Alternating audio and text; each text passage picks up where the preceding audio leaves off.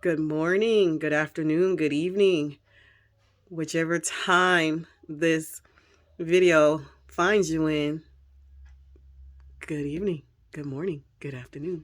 Consider yourself greeted. Um, this one is kind of a serious one because I am sharing something that is very private, but it shouldn't be, right? Um, I want to talk about mental health and the importance of understanding who you are and not let other people or religion tell you that you don't need help. I am a believer in Christ. I pray. I understand um, some of the things of the Bible. I'm learning. I'm still learning. And I'm still, suffering from. I don't like that word suffering.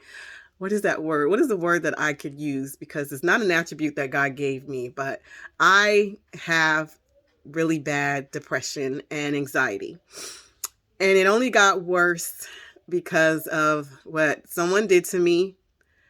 It's still doing to me and likes to use me as a scapegoat. And the death of my mother. I have not dealt fully with the death of my mother because of what the other person has been doing. So a couple of weeks ago, maybe 3 weeks ago, I found myself in like a really, really, really dark place. I was spiraling out of control and I didn't want to get out of my bed. I did not want to go anywhere. I didn't want to do anything. I just didn't want to be bothered. Like, I didn't even do my counseling like I'm supposed to. Like, I really just didn't want to be bothered. And I kept praying and praying and praying. I was like, God, I can't. I need you. I really need you, Lord. I need you to help me, show me whatever I need to get.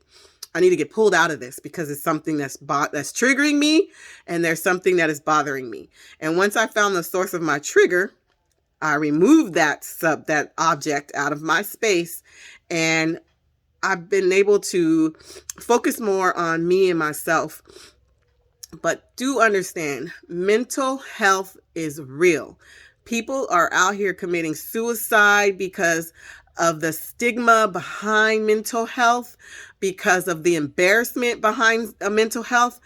Nobody would know that I am on medication for depression and anxiety if I did not tell them. So I'm saying that because you could be standing next to somebody who is suffering and is too embarrassed to say anything because of the way they were raised. And Black cultures have a really bad habit of putting a bad stigma on therapy, especially the older generation, on therapy and medication. I believe in prayer. I will never stop telling people not to pray. Get you a good therapist.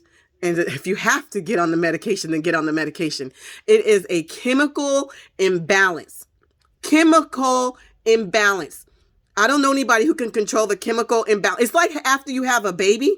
I don't know. A lot of us, I know I went through this. After I had a baby, those floods of hormones that was trying to reconnect or come back into my body, I went cuckoo. Like, you try to keep it together because you have your little kids. And you don't want to take this weird feelings out on them.